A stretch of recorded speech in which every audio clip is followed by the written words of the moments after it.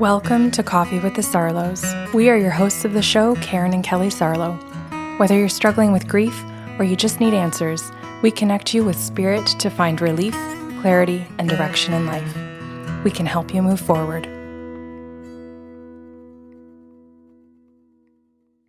Good morning, Kelly. Hi. I have made up 2 names already for today's show. Okay. The client that sees me, we're going to name her Pepper. Cute. And I named the other person in the session. Well, there's a couple of people in the session, but the 2 we need to name are Pepper and Ginger. Okay. And at the very beginning of the session, Pepper says to me, Karen, do you think that you could tell me anything that you get about a woman named Ginger? And I said, yes. I said, I love this kind of question to the spirit guides. Just let me download what I call a file, and then I'll tell you everything I got. And she said, okay. So the spirit guide said, okay, Ginger is her sister. And I said, oh, that's cool. That's just a simple validation right off. And I said, Pepper, I'm being told that you're asking about your sister. And she goes, I am. She says, but I was told not to tell you anything. She says, I'm not here to test you. I was just told not to tell you things, and that you would get your downloads and then just tell me whatever you got. And she says, I'm truly here just to listen. And she says, to be very respectful, I'm just really looking for certain things, and I will say them to you. She says, could you elaborate in any way? She says, I've been coached how to talk to you. Could you elaborate in any way about Ginger? So the guide said, absolutely. And they began by explaining that it had a lot to do with Mom. So I'm just going to say Mom. I'm not going to name Mom so that everybody stays focused that I've got 2 sisters. Pepper's the one that's asking all the questions in the session, and that Mom is the 3rd person that really comes in quite a bit in the entire session. And the guide said, we need to talk about Mom first in order to understand everything. Oh, pardon me. We're going to talk about Mom, but we want to explain the soul contract first. So they give me the soul contract between Pepper and her mother. And she says, okay, I would like to hear that, whatever that means. And I said, when I read the soul contract, what the guides are explaining is that your mom does things to you in this lifetime that are very unhealthy. And the soul contract is for you to recognize and choose health. Choose to be, and to educate yourself. Choose decisions that mean that you move away from your mom. And she goes, move away? Like in what regard? Like elaborate. And the spirit guide said, oh, we mean to the point where you have little to no contact at all. And if you go full 100% no contact with Mom, that's the ultimate goal, because Mom has no desire to be self-aware, to educate herself, to get any kind of therapy, to do anything in any regard other than to continue her patterns and to keep the focus of attention in the family on meeting her needs. And she said, okay. She says, this is very cool to hear. I never thought I could call up a complete stranger and hear about what's been going on in my life. And then also hear that this is part of my soul contract. Could you read more about that? And I said, yes. I said, the spirit guides are saying that this is your lifetime for independence. It's your lifetime to figure out who you are. And you can't do that with this type of mom. And I said, now it has to do with the type of mom and the type of person that your mom is. That doesn't mean that this show is going to apply to every single person listening, but it applies to Pepper and to her family because Mom is very unhealthy and unwilling. It also does apply to everyone listening because it's a choice. Oh, yeah. Right? Okay. Like there's soul contracts, right? Where it's written into your contract that you are going to be presented with different opportunities and lessons. And we have free will, right? So we can decide, I want to play out this contract with this person to get these lessons, and whichever you want to choose, I can choose to not engage with this person and learn in other ways. Yeah. And so I think, people can listen and decide for themselves, is that something that I want to entertain for me? Does that feel like something that could be healthy for me? Right. So the contract here, Cal, just to repeat that, is very solidly for Pepper to be able to choose her own healthiness. And she said, could you elaborate on that healthiness issue, please? And I said, well, yeah. I said, Pepper, I said, it's all aspects of health. She goes, are you sure about that? I said, yes, because they're all connected. I said, you can't separate them. I said, we've come to a time on earth where we understand now that your mental, your physical, your spiritual, your emotional, all levels of health are connected. And she went, oh, I think I've been learning a little bit about that lately. She said, so that validates something for me. She said, so you're saying that it's equally as important for my physical health to leave unhealthy relationships as it is for my mental and my emotional health. She says, you're saying it's equal across the board. And I said, absolutely. Okay. She says, I'm really happy to hear that. She says, keep going. What else about the soul contract with my mom? And I said, well, it's to become an independent person where you learn later to engage in relationships with healthy people in interdependent ways. And so we had a little conversation around independence and interdependence and the attachment styles. And she went, ooh, she says, I was hoping you were going to talk about the attachment styles. I've been learning about them lately.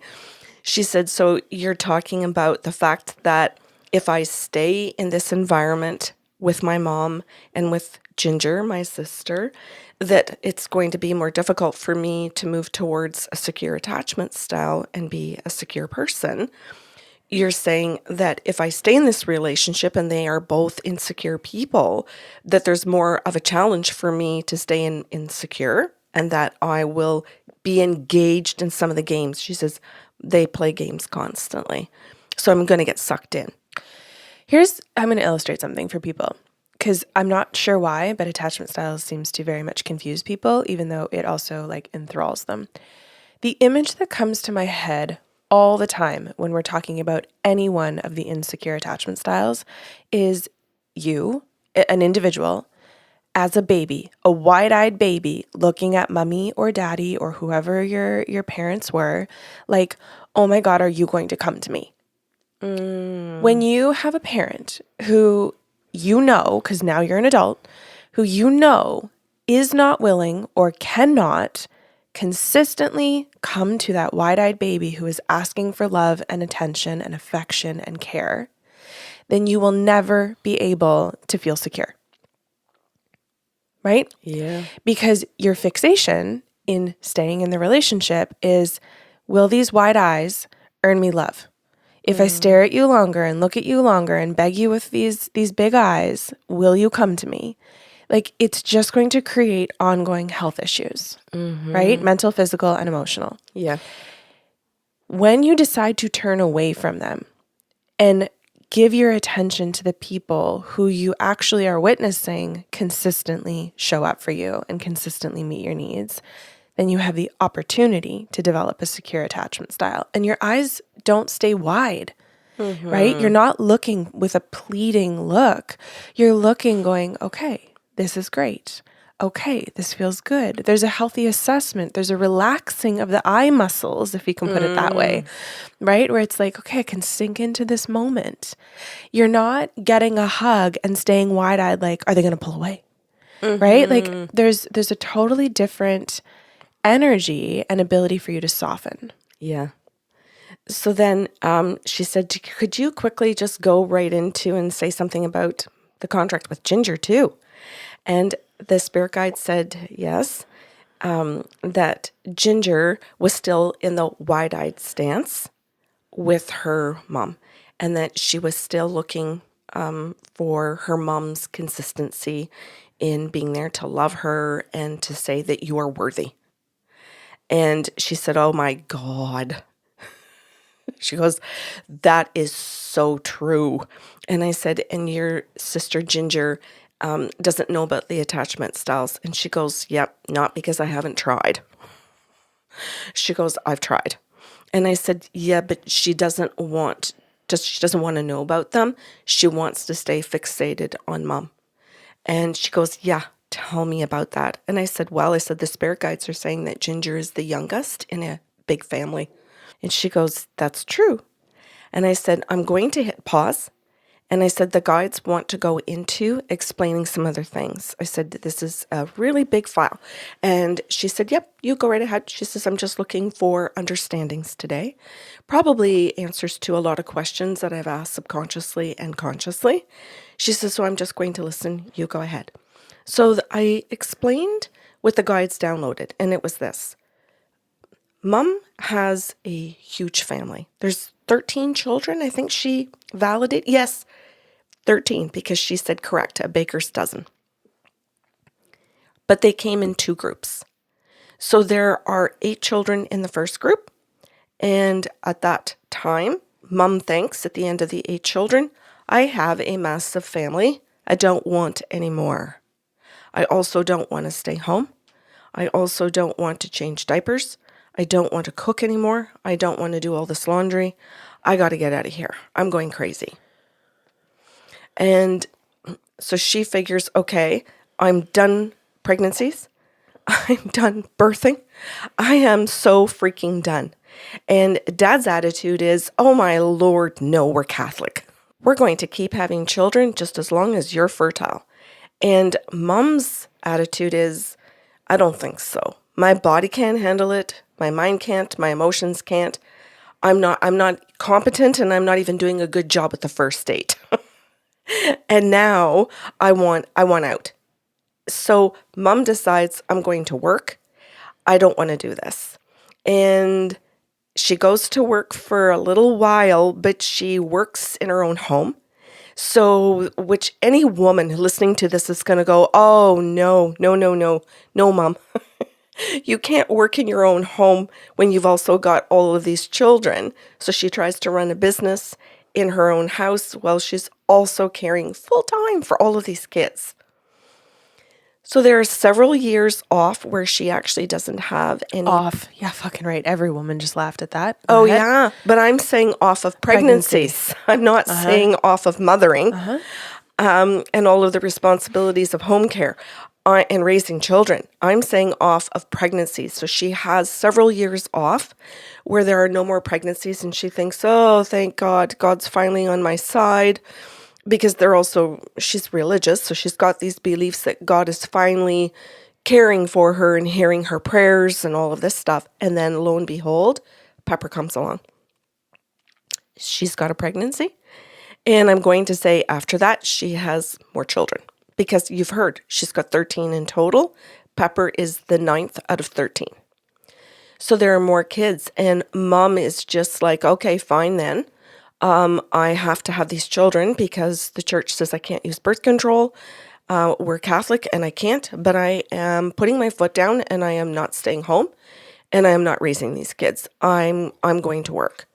So as Pepper ages, and I'm just going to say age appropriately because I'm not saying as a newborn she's taking, or a 2-year-old, that she's taking care of a brand new baby, but she's always taking care of these children.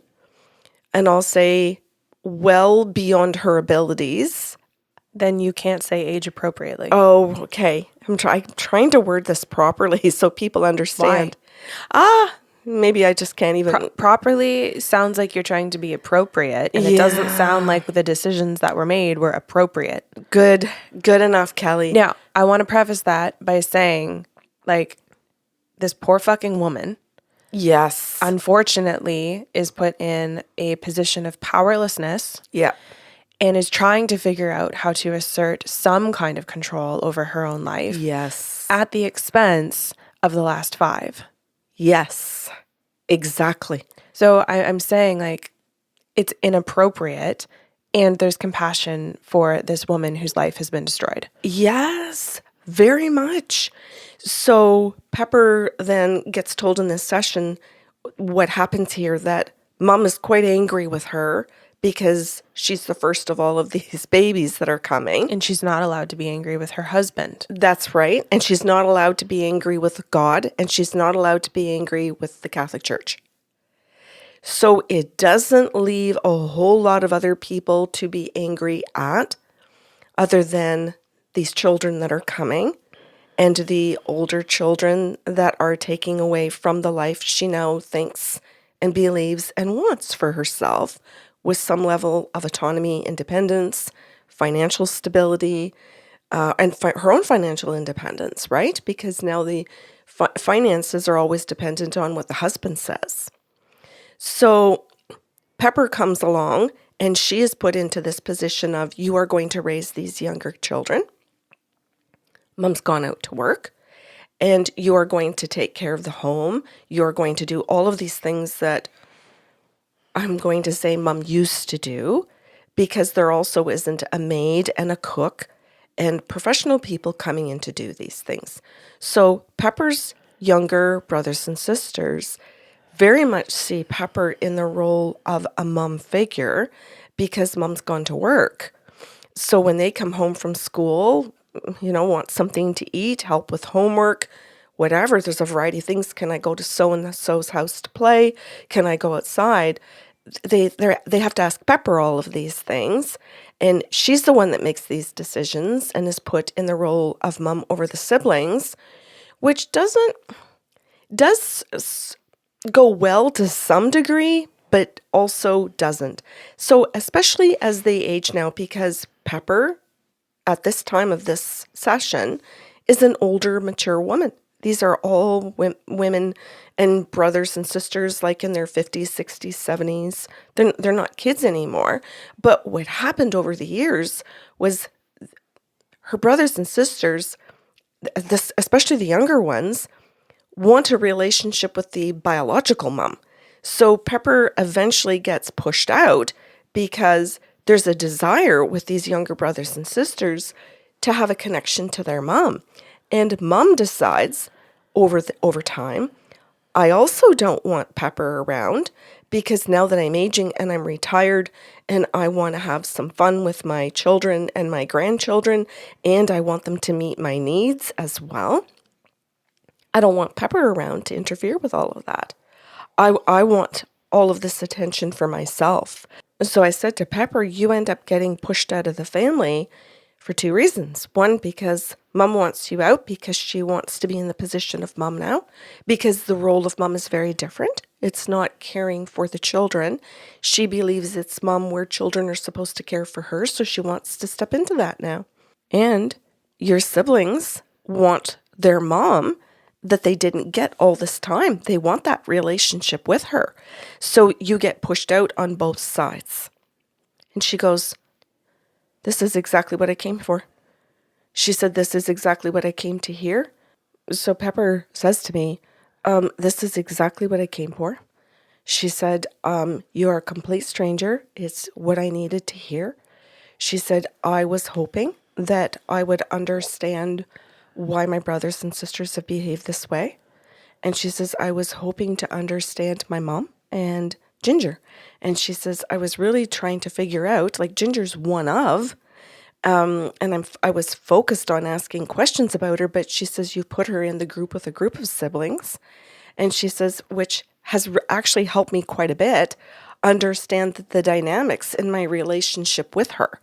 And she says the dynamics with my mom and several of my siblings.